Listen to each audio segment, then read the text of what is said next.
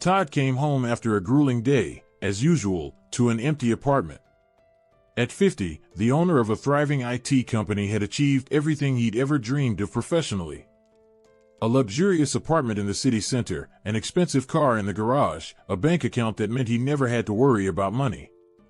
But none of that could fill the emptiness that had been growing inside him with every passing year. He felt it most in the evenings, when he came back to silence broken only by the quiet hum of the refrigerator. He took off his jacket, tossed it over the back of a chair, and headed to the kitchen. He poured himself a glass of water and stared out the window. The city was alive and glowing, but Todd didn't feel like going anywhere.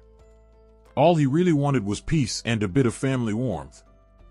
Suddenly, the phone rang. A call this late instantly put him on edge. "Still," he answered. "This is Todd," he said cautiously. "Good evening." "This is the hospital," a woman's voice said, tense and urgent. "You're listed as the emergency contact for a patient named Cameron. She's gone into labor and is in intensive care. We need you to come right away." Todd froze, like someone had just thrown ice water on him. "I'm sorry, there must be some mistake," he said, confused. "I don't have a wife. I don't know any Cameron who's having a baby. But your number is listed in her paperwork. She gave your name as her husband. The situation is serious, she needs someone here with her." "There has to be some kind of mix-up," Todd repeated, now clearly annoyed. "I understand things are hectic on your end, but this has nothing to do with me." Just as he was about to hang up, the nurse added, "Please wait, she's in critical condition. She needs support from someone she trusts. If there's even a chance you know her, please come. Just to check on her." Todd hesitated. There was something in the nurse's voice, genuine worry, that hit him. Even though he was convinced this had to be some huge misunderstanding, he couldn't bring himself to just ignore it. "Fine," he said with a sigh. "Tell me the hospital address." He didn't really know why he was going. He could have easily ignored the call and moved on, but something tugged at him. Maybe it was curiosity. Maybe it was guilt from past relationships that had ended badly. Or maybe it was just plain human compassion. On the way to the hospital, Todd tried to remember if he'd ever met a woman named Cameron. He ran through old colleagues, business partners, acquaintances. Nothing came to mind. She was a total stranger to him. At the hospital, he parked and walked to the front desk. They seemed to recognize him immediately. "Are you Cameron's husband?" a nurse asked as soon as she saw him. "I think there's been a mistake," Todd replied. "I'm not her husband. But I got a call, so I came to find out what's going on." "I'm sorry for the confusion," the nurse said, a little embarrassed. "Your number was in her documents, and she did say you were her husband." "Can I see her?" Todd asked. "I'm afraid not right now. She just had surgery. But you can wait here, the doctor will be out shortly to update you." Todd nodded and sat on a bench in the hallway. He felt awkward and out of place. He was a stranger caught in someone else's crisis. But something kept him from leaving. About an hour later, a doctor came out of the ICU. "Are you Cameron's husband?" he asked, looking at Todd. "I already explained, this is a mistake," Todd said, getting a bit tense. "I'm not her husband. But I came to check on her. Somehow, she listed me as her emergency contact, and I want to understand why." "All right," the doctor said. "The surgery went well. Cameron and the baby are stable. But her condition is still serious. She needs rest and support. Can I see her?" Todd asked again. The doctor paused for a moment. "All right, but just for a few minutes. And try not to upset her." He led Todd into the room. There, lying in the hospital bed, was a young woman.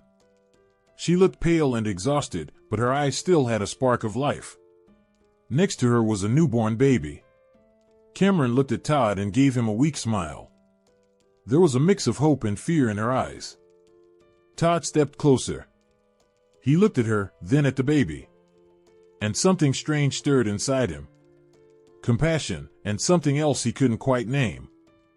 "Thank you for coming," Cameron whispered, her eyes filled with gratitude. Todd nodded silently. He didn't know what to say. He just stood there, staring at this young woman who had called him her husband and flipped his evening upside down. He could already tell he was caught in something much bigger, and there was no turning back. Not until he understood what was going on. She smiled faintly, propping herself up on the pillows with effort, and kept talking. "I know this is strange. The whole situation is odd," she whispered. There was a flicker of embarrassment in her eyes. "But I just want to thank you again.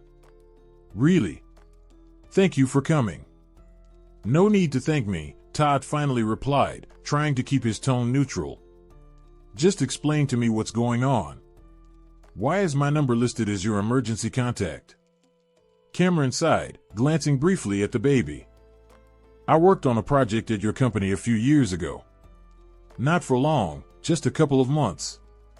When I was filling out the hospital paperwork, I had to list someone to contact. And I just didn't have anyone else." "No one?" Todd asked, frowning. He had a vague memory of her now.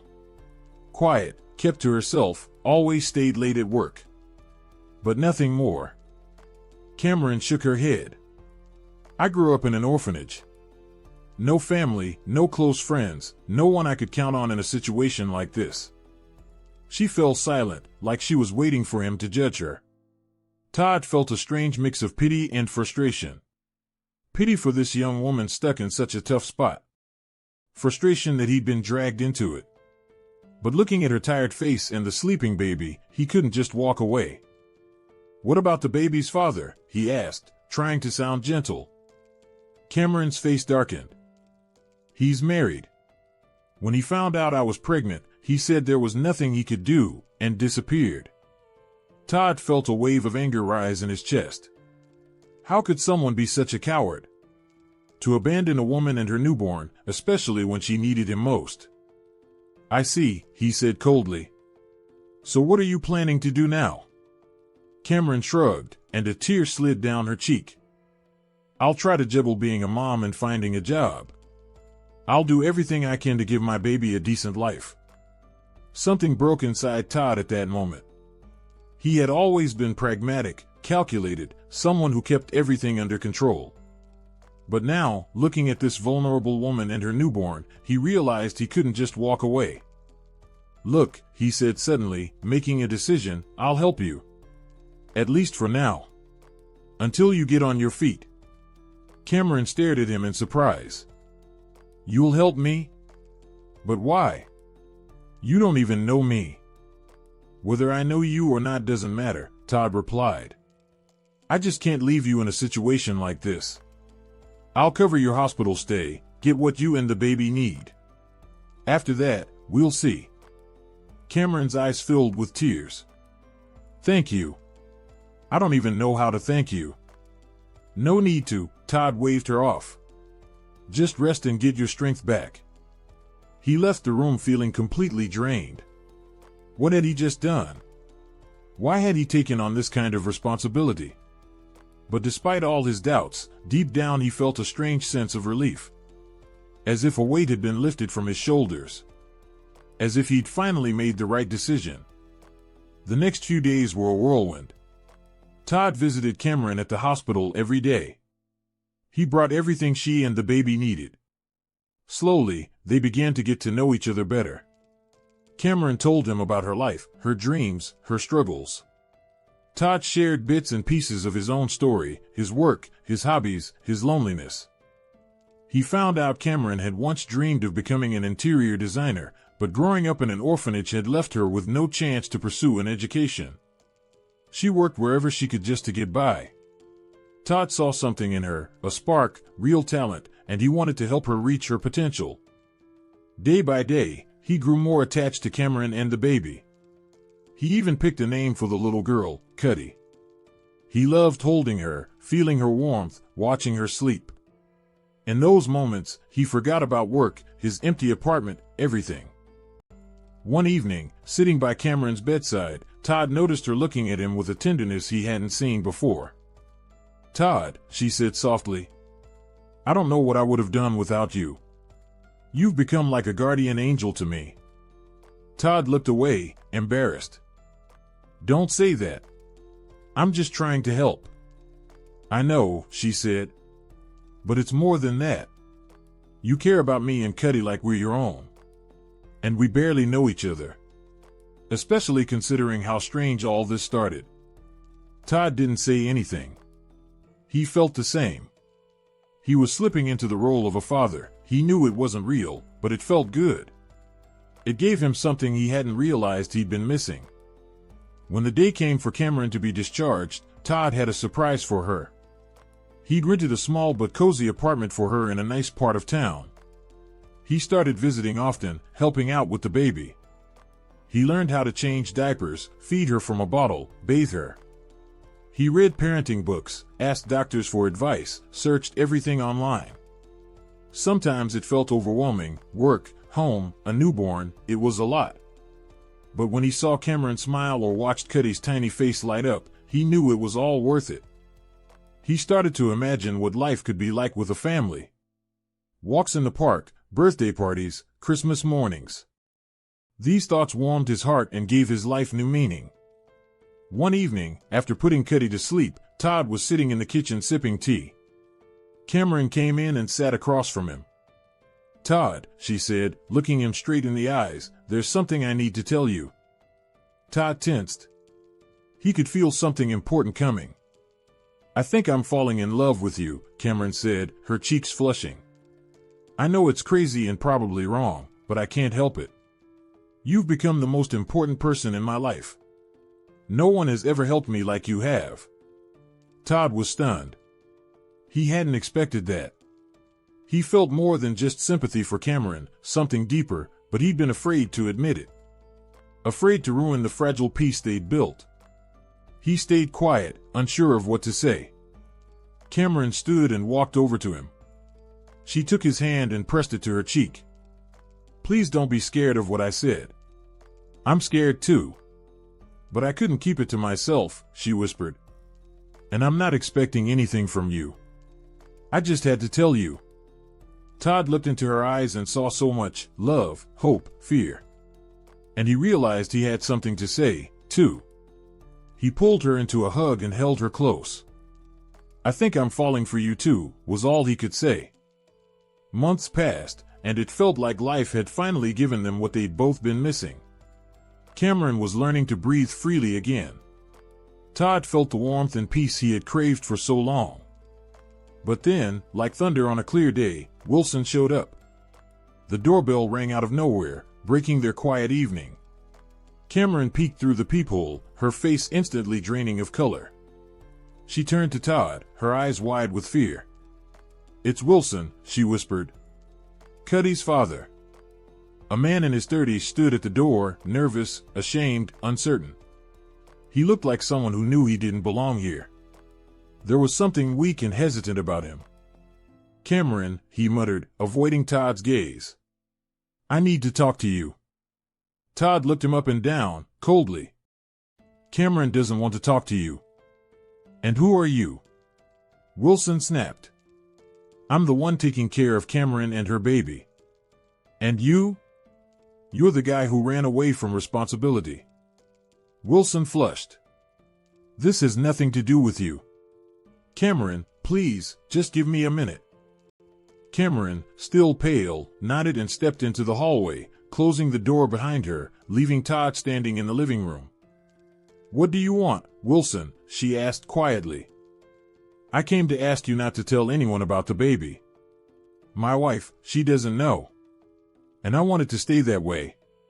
I'll help you with money, just keep this quiet, he mumbled, pulling a wad of cash from his pocket. Cameron recoiled like he'd slapped her. I don't want your money. Wilson shrank under her furious glare. Please, Cameron, don't do anything stupid, he said, shoving the cash into her hand and quickly disappearing down the stairwell. Cameron came back into the apartment, shaking all over.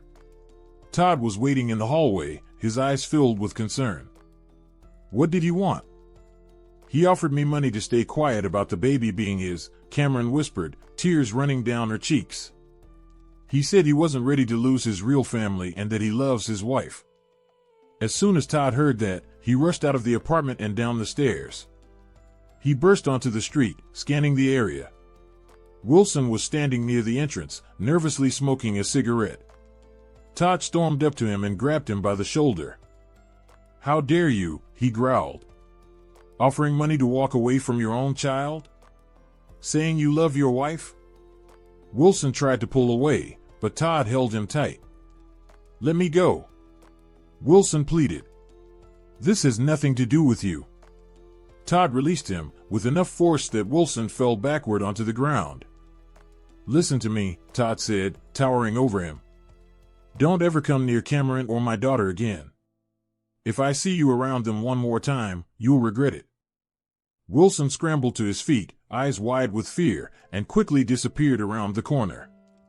Todd, breathing hard, made his way back upstairs. Cameron was waiting in the living room, watching him anxiously. "Did you hit him?" she asked. "He deserved it," Todd said, trying to calm down. "But no, I didn't hurt him. I just made it clear he's not welcome here." Cameron stepped toward him and wrapped her arms around him. "I'll never stop saying thank you for everything. You've become my family. I don't know what I'd do without you. I love you."